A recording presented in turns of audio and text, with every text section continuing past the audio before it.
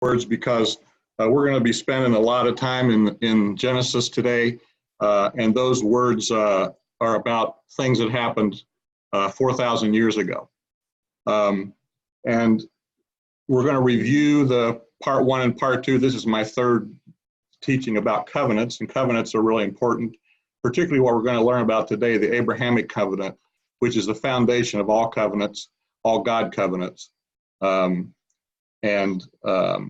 we'll review the past couple of teachings just briefly, and then get into the Abrahamic covenant today. We're going to also talk about one of the most important verses in the Bible where God credited righteousness to Abraham because of his faith. We're going to review the blood covenant ceremony. We're going to talk about Sarah and her impatience, and subsequently the birth of Ishmael from Hagar. We're going to talk about the sign of the Abrahamic covenant. We're going to review the passage of the 3 visitors, which was Yahweh and 2 angels that visited Abraham. And we're doing that because it contains some more promises. Then there's a section about Abraham interceding for Sodom, also containing some promises. And then the subsequent sacrifice of Isaac, and the covenant oath that God made, which was the last communication that he had with Abraham. So in part 1, we reviewed that there were 6 covenants with God: the Noahic covenant, the Abrahamic covenant, the Mosaic covenant, priestly covenant, Davidic covenant, and the new covenant. And so far, we really only talked about the Noahic covenant and then leading up to the many promises on which the covenants are based. What makes a covenant, dictionary says covenant's an agreement between 2 people, but a godly covenant, most of the covenants, in fact, all but the Mosaic covenant, are grant covenants where God makes the covenant. This is what I'm doing, and if you want to participate, this is what you have to do. And covenants are based upon promises, and they contain certain phraseology, such as I'm making a covenant, I'm cutting a covenant, I'm establishing a covenant. And that's important to try to distinguish when you're reading things that God's going to do for us, whether it's a promise or whether it's a covenant. Covenants sometimes contain solemn promises, pledges of fidelity. Sometimes a gift is given during a covenant. Sometimes an oath is given. Sometimes covenants are ratified by ceremonies or signing a document. Like in our custom, our culture, we shake hands. Back then, they sacrificed animals as a part of a ratification covenant sometimes. And then many times with covenants, a sign was given to help us remember the covenant. So the sign is the purpose of the sign was to help us remember the covenant.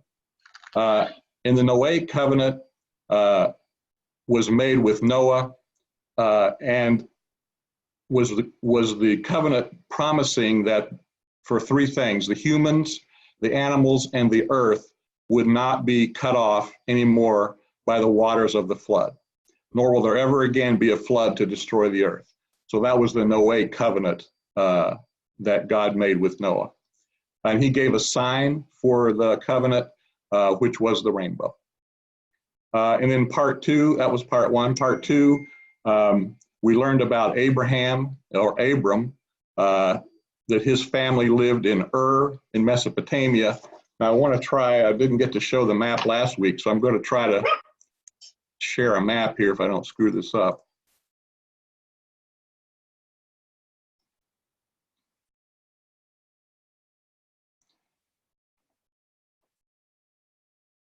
Okay, so Ur was an actual place. It was a city. Can everybody see the map? Yes. Yep. Okay, so Ur, if you look down here, this brown area is, can you see my pointer? Yes. Okay, so Ur, this is Mesopotamia, the brown area, the cradle of civilization, and Ur is this city that's in the bottom part of Mesopotamia. Ur was really close to the Persian Gulf at that time, but erosion and things have changed the landscape. So Abraham's family was in Ur. Abraham received the call to go to Canaan, and Terah, his father, started everybody up to go over to Canaan, but they stopped at Haran and stayed there for several years apparently because of Abraham's father being elderly and frail, and subsequently he died there. And then Abraham received more promises at Haran and came on down to Israel, where the Canaanites were, and ended up in Shechem, which is, let me see if I can get to the next map. So here's the land of Canaan, right in here, the Dead Sea. And so Abraham would have come along this way and down to Shechem, which is, whether you can read that right in there. And then I'll show you one other picture here. There are ruins of Ur. This was a temple to one of the gods there. And these are in present Iraq today, that you can go visit these. Now, this temple doesn't date back 4,000 years. It was rebuilt several hundred years before Christ.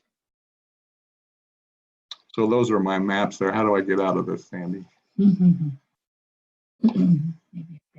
Yeah, just back up at the top, you'll see it says close that. Stop share. Yep, there you go. Those are awesome. Thank you, Doug. Okay, good. And so Terah was Abraham's father, to help get these names in your mind. If you hear them enough times, it starts making more sense. And Abraham there were three children, three brothers: Abraham, Abram, Nahor, and Haran. And the city that they were in, Haran, was named after the son Haran. But Haran died in Ur. And it's not clear when the city was named Haran. It could actually have been after Abraham was there, because the writings about Abraham were written by Moses several hundred years later. Haran had three children: Lot, Milcah, and Iscah.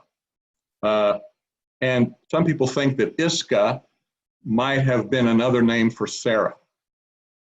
Because remember, Sarah was Abraham's sister. There are verses about that. It's confusing a little bit about whether she was actually a sister, a blood sister, or whether she might have been a cousin, because the word for sister in Hebrew means cousin or sister. But anyway, I just throw that in there as there were three children of Lot, and Abraham's brother married Milcah, and it may have been logical that Abraham would have married Iscah. But anyway, so they went from Ur up to Canaan, and they stopped in Haran, and Terah died in Haran. And when God refers to calling Abraham from Ur the Chaldees refers to tribes that lived in that area. Now, at the time that Abraham was there, the Chaldees were very minimal. But at the time that Moses was transcribing what God told him to write, the Chaldees, everybody knew what Chaldees were. They were a rampaging, organized group of warrior people, and Nebuchadnezzar was a Chaldean. Now, some people think too that Terah may have received the original calling to come out of Ur and go to Canaan, because it says in Genesis chapter 11, 31 and 32, that Terah moved his family to Haran on his way to Canaan. But subsequently, we learn in Joshua that Terah followed other gods. And so probably Abram was the one who received the revelation to move. He was responsible for the family at that time and moved everybody along toward Canaan. So a couple of things to remember about Abram. Abram was very rich, and very rich means thousands of sheep, thousands of cattle. He's a very wealthy guy, and so was Terah and his family, because Terah's family was divided between the brothers, and each one was very rich. So Terah must have been super rich. After Abram came into Canaan, there was a famine. He went to Egypt for a while. We don't know how long. Came back from Egypt back to Canaan.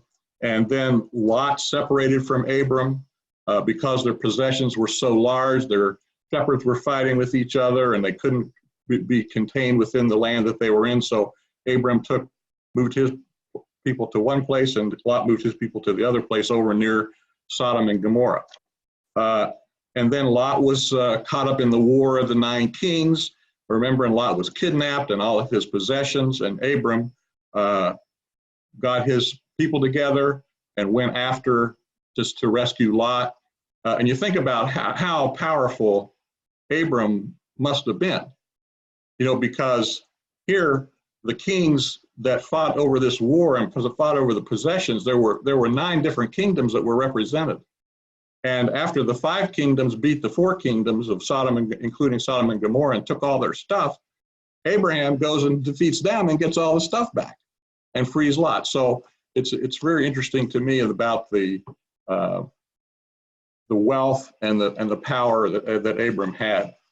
And while he was in Canaan, he received many promises from God. We're going to go over those here in a minute again. And those promises are the basis of the Abrahamic covenant. We learned the differences between a promise and a covenant on the last teaching.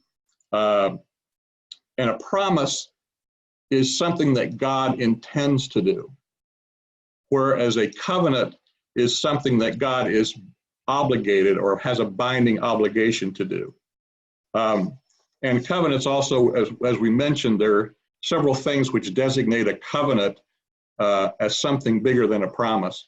And I shared the joke about the chicken and the pig last time I taught about, remember the chicken and the pig were going to go to breakfast and they couldn't decide what they were going to have.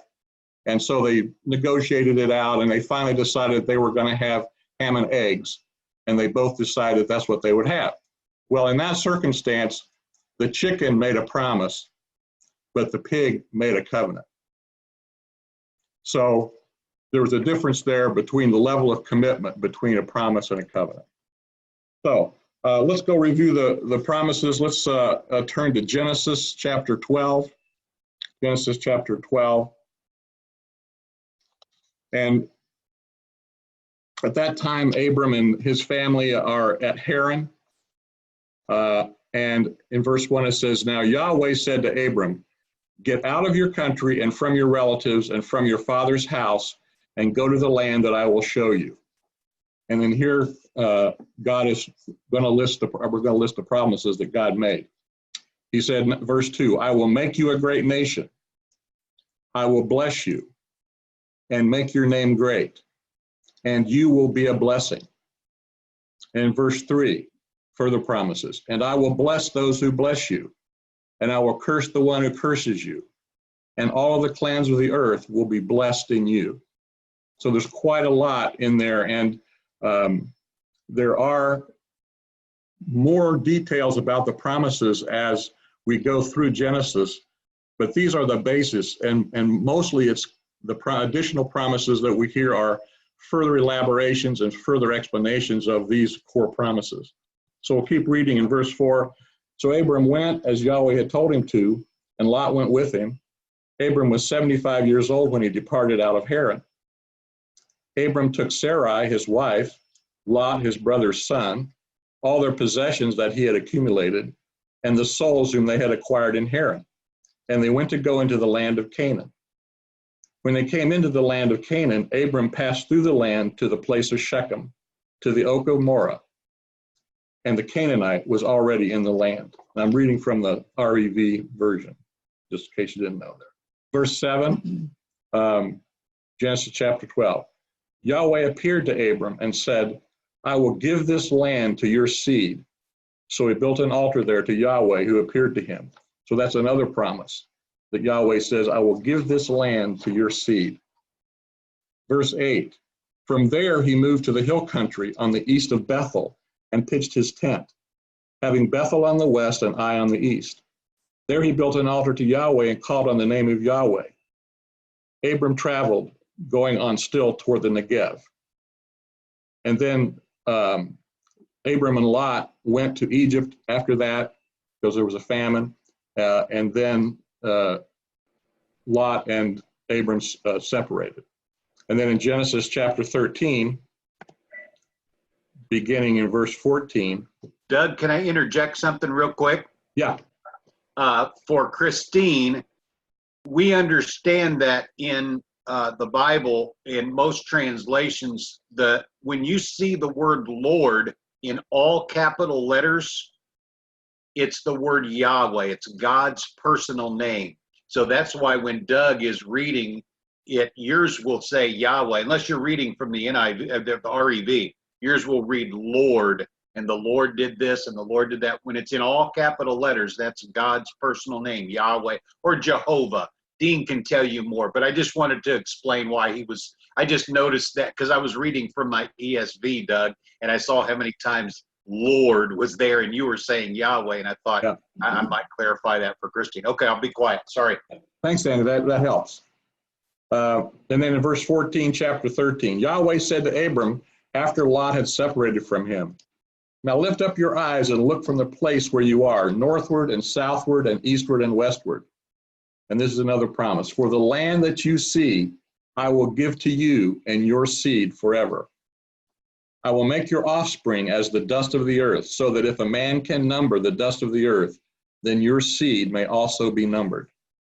Arise and walk through the land, through its length and its breadth, for I will give it to you. Abram moved his tent and went and lived by the oaks of Mamre that are in Hebron and built an altar to Yahweh there. So there's the promises that have been laid out before we begin to move those promises into the actual Abrahamic covenant. So we'll begin then in chapter 15. Chapter 15 in Genesis is one of the most important chapters of the Bible because it contains the foundational for the Abrahamic covenant. And within that chapter is one of the most important verses in the Bible, which is in verse 6, chapter 15, where it says, he, Abram, believed in Yahweh, and he, Yahweh, credited to him, Abraham, as righteousness. And this is a foundational verse that's carried on into the new covenant, as Paul explained in Romans. So in this section, the literature describes this as what's called a parallelism. Now, this is getting a little out of my field, but this is kind of interesting to me when you look at the way that the Bible is organized sometimes. There's a parallelism, and it's divided, it's convenient to think of it as two scenes, and the two scenes are parallel. Scene 1, which is in verses 1 through 5, focuses on Abram's seed, or his offspring. And scene 2, which is in verses 7 through 21, focuses on the land.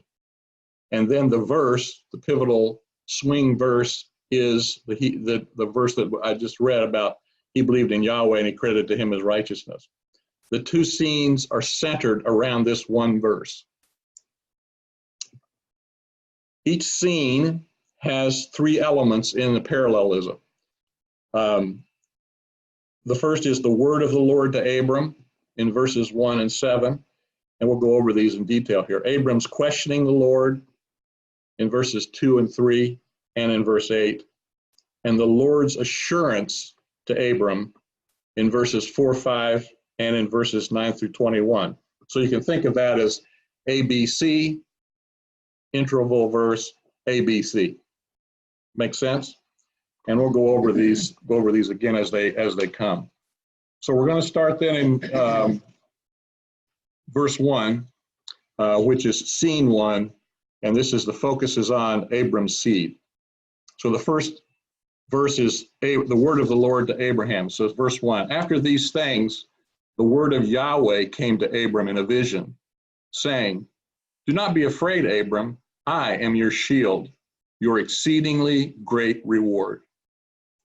So then we have the B section, the questioning of the validity of the reward. Abram said, Lord Yahweh, what will you give me since I go childless? And he who will inherit my estate is Eleazar of Damascus. Abram said, behold, to me you have given no seed, and behold, one born in my house is my heir. And then Yahweh gives assurance. Verse 4, behold, the word of Yahweh came to him saying, this man will not be your heir. In other words, Eleazar is not going to be his heir. But he who will come out of your own body will be your heir. Verse 5, Yahweh brought him outside and said, look now toward the heavens and count the stars, if you're able to count them. He said to Abram, so will your seed be.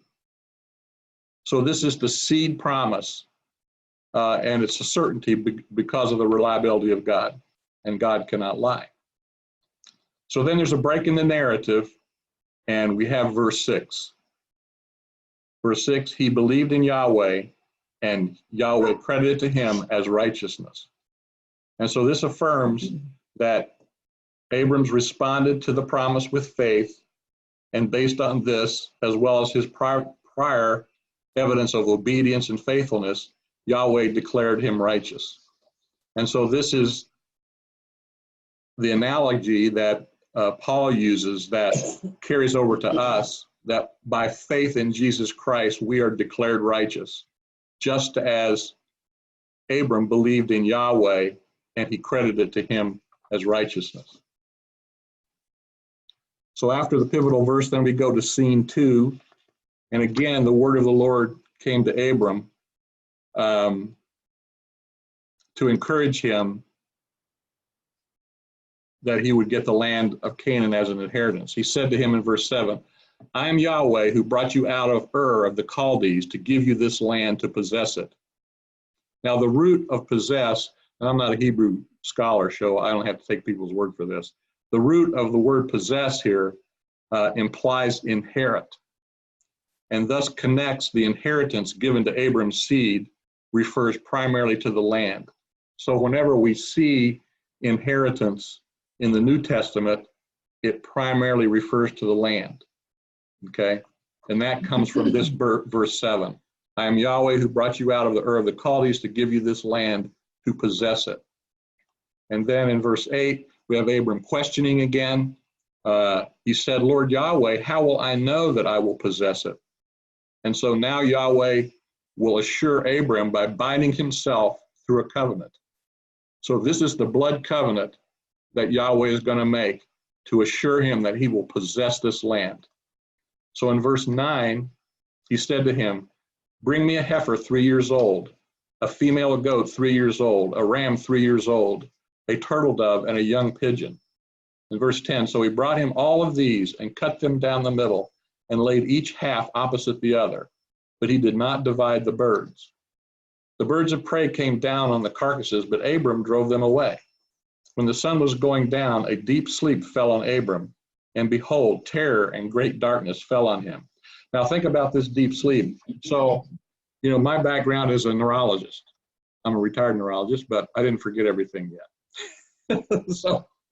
So when it says a deep sleep fell on Abraham, this is not like I just fell asleep and I'm dreaming and things like that. This is a God-induced sleep. So some versions of the Bible call it a trance. Some people don't like trance because it sounds like hypnotism and stuff. But just remember, this is a God-induced sleep. So God can still communicate to Abram. Abram can remember everything that he sees and that God tells him. So this is not the same as, you know, sleep where you're snoring.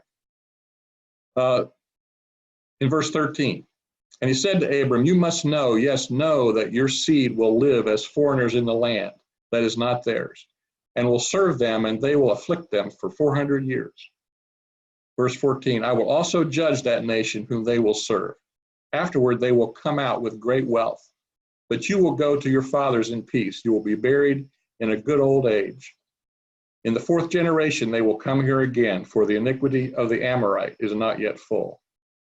So the covenant is going to occur only after Abraham's seed has endured the oppression in another land, and Yahweh has judged that nation. So in verse 17, it came to pass that when the sun went down and it was dark, behold, a smoking fire pot, and a flaming torch passed between the pieces. And this represents God, these two things. Verse 18, in that day, Yahweh cut a covenant with Abraham, saying, to your seed I have given this land, from the river of Egypt to the great river, the river Euphrates, the land of the Kenites, the Kenizzites, the Cadmonites, the Hittites, the Perizzites, the Rephaim, the Amorites, the Canaanites, the Girgashites, and the Jebusites. So the promise was from Yahweh was made. It was confirmed as a covenant by the ceremonial sacrifice of the animals.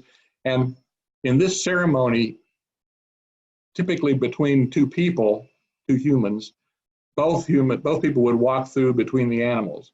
And it was a representation to say, if I break the covenant, be it unto me what has happened to these animals.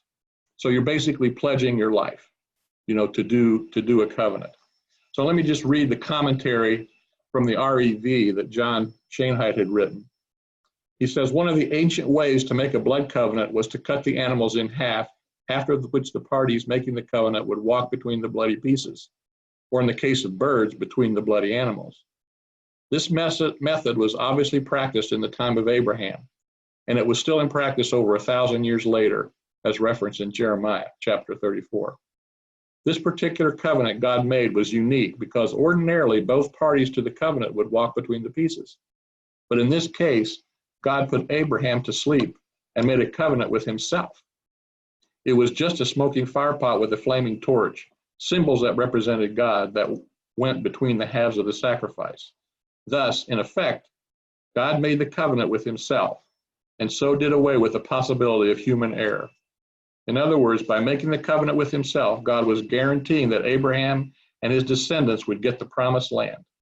God did not want Abraham's descendants breaking any terms of the covenant and forfeiting the right to the promised land. So, moving on, we'll talk about Hagar and Ishmael. So, after 10 years of being in Canaan, Sarah became impatient, and she and Abraham conceived another plan. Now, many writers like to describe Abraham as becoming unfaithful for a while, or Sarah becoming unfaithful for a while. But it's hard for me to label Abraham as losing faith. This is the same guy who was willing to sacrifice his son. And I think that God was not clear about who the mother was going to be.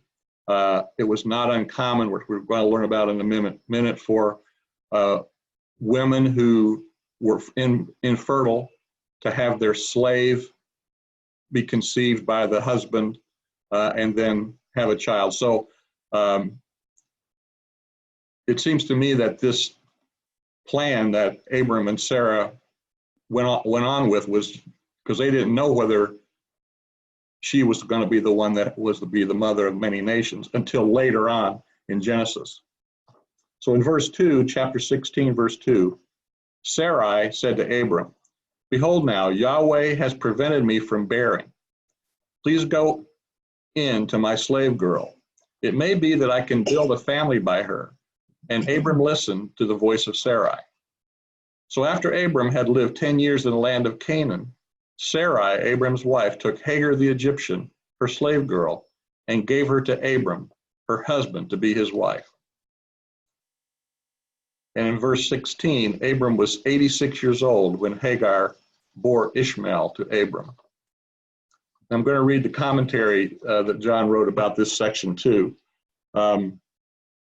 It was a common practice in the ancient Near East that a woman who could not get pregnant would have children through a surrogate mother that was a slave.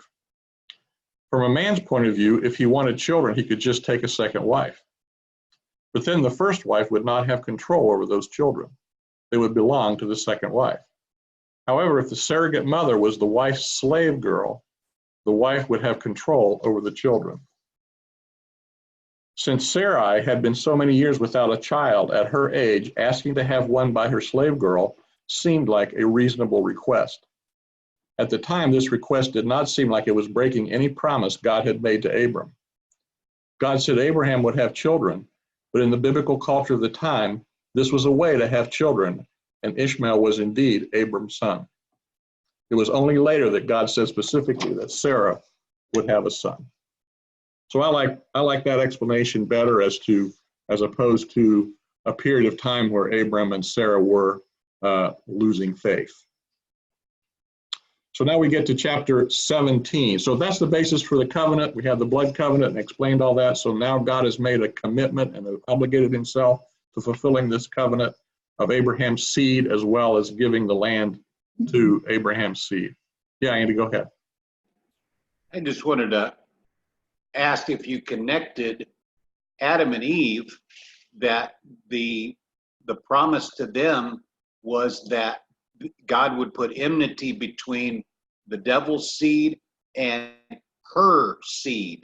And maybe Sarah didn't understand that she was, because of the culture, that she was included in what God was calling Abram to do. I'm just thinking out loud. I wanted to touch on that from the very first time God speaks of the Messiah coming and saving us, he refers to it as the woman's seed. So right. Anyway. I think that's fascinating to connect all that, because all that stuff has meaning.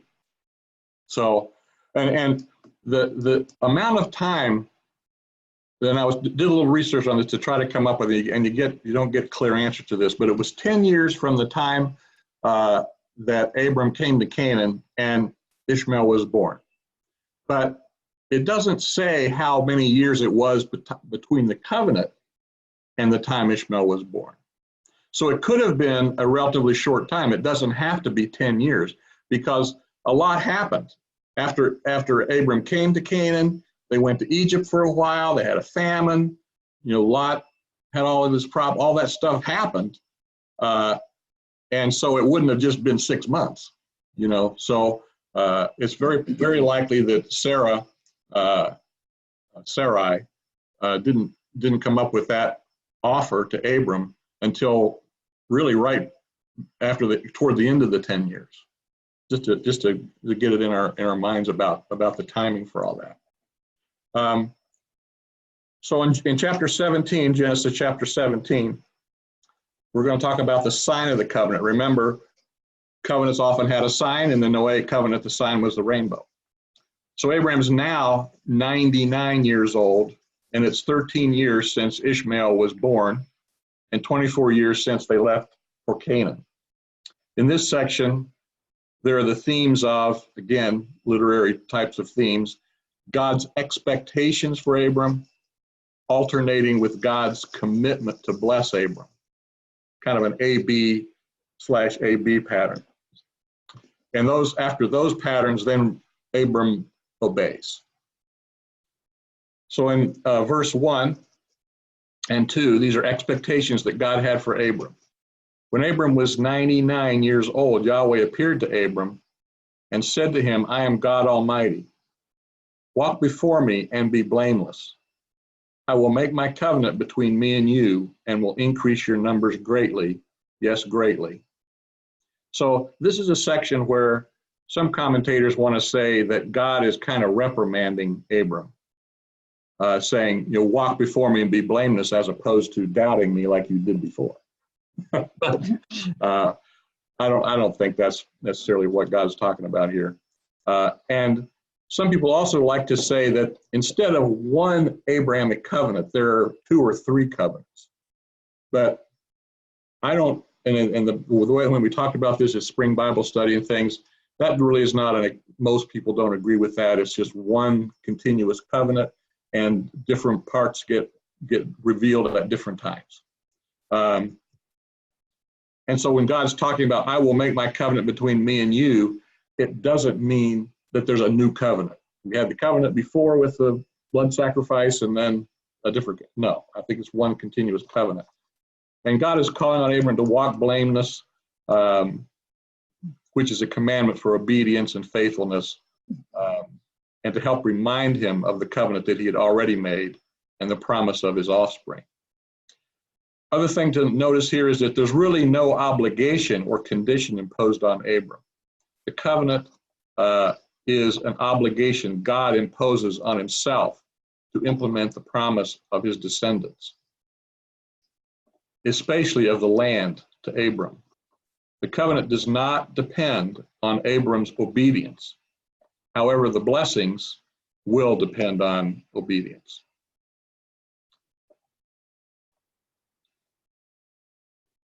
All right. So in chapter 17 still, verse 3, now this is God's commitment to bless Abram in verses 3 through 8. Abram fell on his face, which is a gesture of submission. God talked with him, saying, "As for me, behold, my covenant is with you. You will be the father of a crowd of nations. No longer will your name be called Abram, but your name will be Abraham, for I have made you the father of a crowd of nations." So this is where Abram's name changes from Abram to Abraham. And this is an example of the prophetic perfect idiom when he says, "For I have made you the father of a crowd of nations." Well, he wasn't the father of a crowd of nations yet. Isaac hadn't even been born. But this is a statement that is so true, predicting that you put it in the past tense, which means it's absolutely going to happen. And then also in this section, although there's a few verses in between, but I want to address it now, Sarai's name also changes. So let's jump down to verse 15. So God says to Abraham, "As for Sarai, your wife, you are not to call her name Sarai, but her name will be Sarah. I will bless her, and moreover, I will give you a son by her. I will bless her, and she will be a mother of nations. Kings of people will come from her." So this is the first time where God deliberately reveals that Sarah also would be the mother of nations. And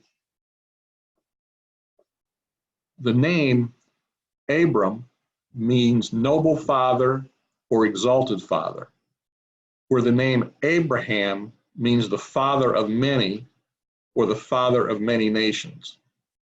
And Sarai, the word means princess, becomes Sarah, which means princess of many or mother of nations. So this reinforces God's promise to Abraham that he would not only have a son through Sarai, but would also be the father of many nations. So let's go back up to verse 6, and we'll continue reading on. In verse 6, "I will make you fruitful greatly, yes, greatly fruitful, and I will make nations of you, and kings will come from you." So these are continuing part of the covenant promises. "I will establish my covenant between me and you and your seed after you throughout their generations for an everlasting covenant, to be a God to you and to your seed after you." So it's important to notice that this is an everlasting covenant. So this covenant continues on throughout until the final kingdom, till paradise. "I will give you and to your seed after you the land where you are traveling, all the land of Canaan for an everlasting possession, and I will be their God." So continuing on then in verse 9, these are the expectations, back to the expectations. So those were the blessings, and then these are the expectations again. In verse 9, God says to Abraham, "As for you, you are to keep my covenant, you and your seed after you, throughout their generations. This is my covenant between me and you and your seed after you that you must keep. Every male among you must be circumcised." And some people say that there's another covenant, the circumcision covenant. But I think it's just part of this, is just describing what the sign is going to be. Verse 11, "You must circumcise the flesh of your foreskin. It will be a sign of the covenant between me and you. He who is 8 days old among you must be circumcised, every male throughout your generations, including a slave who is born in your house or bought with money from any foreigner who is not your seed." Verse 13, "He who is born in your house and he who is bought with your money must be circumcised. My covenant will be in your flesh for an everlasting covenant." So again, everlasting.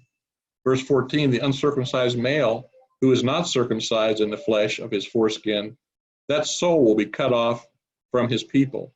He has broken my covenant." So again, the covenant doesn't depend on obedience, but the individual has to obey to get the blessings of the covenant. So then in verse 15 and 16, we're back flipping back to God's commitment to bless people. God said to Abram, as for Sarah, your wife, you are not to call. So then we already discussed that God's changing her name. Not to call her name Sarah, but her name will be changed to Sarah. So in verse 17, and this is all, I should read verse 16 because verse 17 is important. I will bless her, and moreover, I will give you a son by her. I will bless her, and she will become the mother of nations. Kings of people will come from her. So Abraham goes, what? In verse 17, then Abraham fell on his face and laughed and said in his heart, will a child be born to him who is 100 years old? Will Sarah, who is 90 years old, give birth? And Abram said to God, oh, that Ishmael might live before you. So he said that. That sounds like a funny sentence there. Oh, that Ishmael might live before you. Abraham has thought that Abraham could have believed that Ishmael was going to die. And he loved Ishmael, and he's appealing to God that Ishmael would continue to live on. Because now that God had revealed to him that another person would be born. So in verse 19, this is flipping back again to the narrative where God's going to make a commitment to bless. God said, truly, Sarah, your wife will bear you a son. Truly, Sarah, your wife will bear you a son. And you are to call his name Isaac. I will establish my covenant with him for an everlasting covenant, for his seed after him. And as for Ishmael, I have heard you. Behold, I have blessed him and will make him fruitful and will multiply him exceedingly. Yes, exceedingly. He will become the father of 12 rulers, and I will make him into a great nation. But I will establish my covenant with Isaac, whom Sarah will bear to you at this set time next year. Verse 22, when he finished talking with him, God went up from Abram. So then finally, by verse 23, Abraham decides to obey the command. In verse 23, then Abraham took Ishmael, his son, and all the slaves who were born in the house, and all who were bought with his money, every male among the men of the house of Abraham, and circumcised the flesh of their foreskin on the same day, just as God had told him to do. Abram was 99 years old when he was circumcised in the flesh of his foreskin. And Ishmael, his son, was 13 years old when he was circumcised in the flesh of his foreskin. On the same day, both Abraham and Ishmael, his sons, were circumcised. His son were circumcised. And also all the men of his house, those born in the house and those bought with money from a foreigner, were circumcised with him. So that's the sign of the covenant, is circumcision. The purpose of a sign is so that you remember the covenant. And this is on the part of Abram and his seed, is that every time they go to the bathroom, they're going to remember the covenant. Was there any talk about the 12 rulers that came out of Ishmael? No, I haven't uncovered anything about that. Okay. I think that's a whole different. It's a whole different topic. I agree. It was just something that my eyes popped and I'm like, wait, I didn't remember reading that before. Yeah. And then I do want to keep reading here about Abraham's 3 visitors because it contains some aspects of the covenant and the promises. So that's in chapter 18, and we'll buzz through this with not a lot of extra commentary. And I would encourage you to look at John's commentary on this because it explains a lot about, a lot of people say that no one has seen God at any time, but in this section here, as well as previously we'd seen, is that the Bible clearly says that Yahweh appeared to Abraham. And the other verses that talk about no one has seen God, it means no one has deeply understood God, that Jesus came to reveal God. And so until Christ came, we didn't understand God. So in this case, Yahweh, in verse 1, Yahweh appeared to him by the oaks of Mamre as he was sitting at the entrance of the tent in the heat of the day. And there's no anywhere in this section that says it was a dream or a vision or anything like that. In verse 2, he lifted up his eyes and looked, and behold, 3 men were standing nearby him. When he saw them, he ran from the entrance of the tent to meet them and bowed himself to the earth and said, my Lord, if now I have found favor in your sight, please do not go away from your servant. Now let a little water be fetched. Wash your feet and rest yourselves under the tree. I will get a piece of bread so that you can refresh your heart. After that, you may go your way, for that is why you have come to your servant." They said, "Very well, do as you have said." So this is the three visitors are Yahweh and two angels. Abram hurried into the tent to Sarah and said, "Quick, 3 measures of fine flour, knead it and make bread." Abraham ran to the herd and fetched a tender and good calf and gave it to the servant.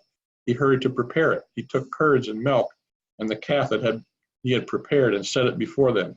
And he stood by them under the tree while they ate.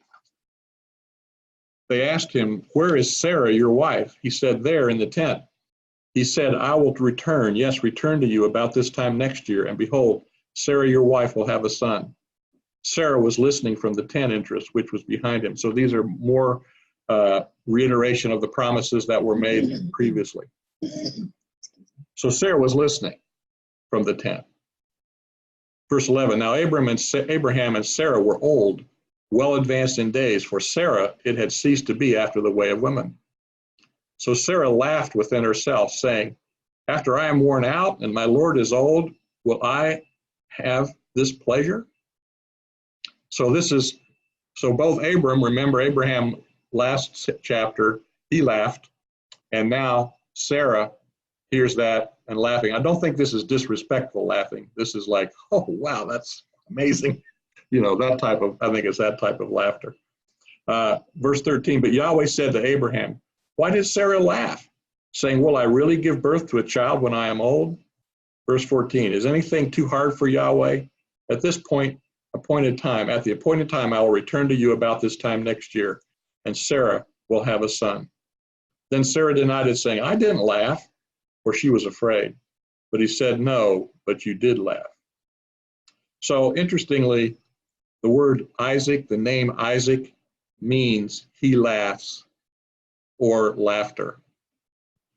So Isaac was named in regards to those two episodes of both Abraham and Sarah laughing when they heard the news that at their age they were going to have a child. So in verse 16, continuing on, the men rose up from there and looked down toward the face of Sodom. Abram was walking with them to send them on their way. Yahweh said, "Should I hide from Abraham what I am about to do?" Because remember, Sodom and Gomorrah were about to be destroyed. "Since Abraham will become a great and mighty nation, and all the nations of the earth will be blessed in him." So God is restating the covenant. Verse 19, for I have chosen him so that he will command his children and his house after him to keep the way of Yahweh by doing what is right and just, so that Yahweh may bring on Abraham what he has spoken concerning him. All right, so then the next things that happen are the destruction of Sodom and Gomorrah, the story about Lot's daughters conceiving children through Lot when Lot was drunk. Those descendants became the Moabites and the Ammonites. The story of Abraham and Abimelech, the birth of Isaac, and the Hagar and Ishmael were sent away. So all that brings us to God's final communication with Abraham, and that's in Genesis chapter 22. So this is where Abraham is told to sacrifice Isaac. And it says in verse 1, it came to pass after these things that God tested Abraham and said to him, "Abraham," he said, "Here I am." So I'll just make a side comment here about God testing Abraham. I think it's important for us to understand that word tested, and there's difference of opinion. I have an opinion that this is more of a proving of Abraham rather than a testing of Abraham. And there are rabbis that have had that same commentary that I've read their thing, but I'm kind of by myself in that belief. Most accepted translation is it is a testing to see whether or not Abraham is faithful or not. Whereas my view is that God is proving that Abraham is faithful rather than to testing to see him if he might not be faithful. Anyway, that's just an aside. He said, verse 2, now take your son, your only son, whom you love, Isaac, and go into the land of Moriah and offer him there as a burnt offering on one of the mountains that I will point out to you. Now I'm going through this section because this leads us up to God's covenant oath. which is an important reference back to the New Testament. So verse 3, so Abraham rose early in the morning and saddled his donkey and took 2 of his young men with him and Isaac his son. And he split the wood for the burnt offering and rose up and went to the place that God had told him of. On the 3rd day, Abraham lifted up his eyes and saw the place in the distance. Then Abraham said to his young men, stay here with the donkey while the boy and I go over there and bow down and worship, and then come back to you. Abraham took the wood for the burnt offering and laid it on Isaac his son, and took his own hand the fire and the knife, and the 2 of them walked on together. In verse 7, Isaac spoke to Abraham his father and said, my father. And he said, here I am, my son. And he said, here are the fire and the wood, but where is the lamb for the burnt offering? And Abraham said, God will himself see to providing the lamb for a burnt offering, my son. So they both went together. And verse 9, they came to the place where God had told him of. And Abraham built the altar there and laid the wood in order and bound Isaac his son and laid him on the altar on the wood. Abraham reached out his hand and took the knife to slaughter his son. So this is believed to be in the mountains of Moriah. This is what we think is the Temple Mount today. Is where this occurred in Jerusalem. So in verse 11, the angel of Yahweh called to him out of heaven and said, Abraham, Abraham. And Abraham said, here I am. He said, do not reach out your hand toward the boy. Do not do anything to him, for now I know that you fear God, because you have not withheld your son, your only son, from me. So again, along the lines of testing versus proving, this Hebrew word, for now I know that you fear God, some teachers say that this would be better translated, make known. Now, others don't agree with that. But then it would say, for now I've made known that you fear God. So anyway, verse 13, Abraham lifted up his eyes and looked and saw that behind him was a ram caught in the thicket by his horns. Abraham went and took the ram and offered him up for a burnt offering instead of his son. Abraham called the name of that place, Yahweh will provide, as it is said to this day, on Yahweh's mountain it will be provided. And so now we get to the point of where Yahweh declares a covenant oath. So in verse 15, the angel of Yahweh called to Abraham a second time out of heaven and said, I have sworn by myself, says Yahweh. I have sworn by myself, says Yahweh. So Yahweh is swearing that what he's about to say will come to pass. Because you have done this thing and have not withheld your son, your only son, that I will bless you. Yes, bless you, and I will make your seed many. Yes, many, like the stars of the heavens and like the sand that is in the seashore. And your seed will possess the gate of his enemies. So, on the basis of Abraham's obedience, the Lord God reaffirms by an oath his commitment to bless Abraham and multiply his seed.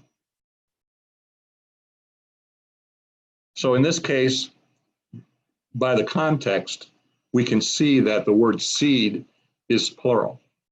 Now, Michelle asked a few weeks ago about when seed is plural and when it's singular, because we know that in Paul's writings that he talked about these verses, not that particular verse, but these verses about where seed is singular, implying Christ. But in this particular part, we're talking about like the stars of heaven and the sand on the seashore, and the seed will possess the gates of his enemies. So that, by context, we know that seed is plural. But then in verse 18, in your seed, all the nations of the earth will be blessed because you have obeyed my voice. Then it's not clear by context whether it's plural or whether it's single. So that's in verse 18. So the commentator said that the aim is to highlight a royal lineage, suggesting the single descendant that is referred to in Galatians.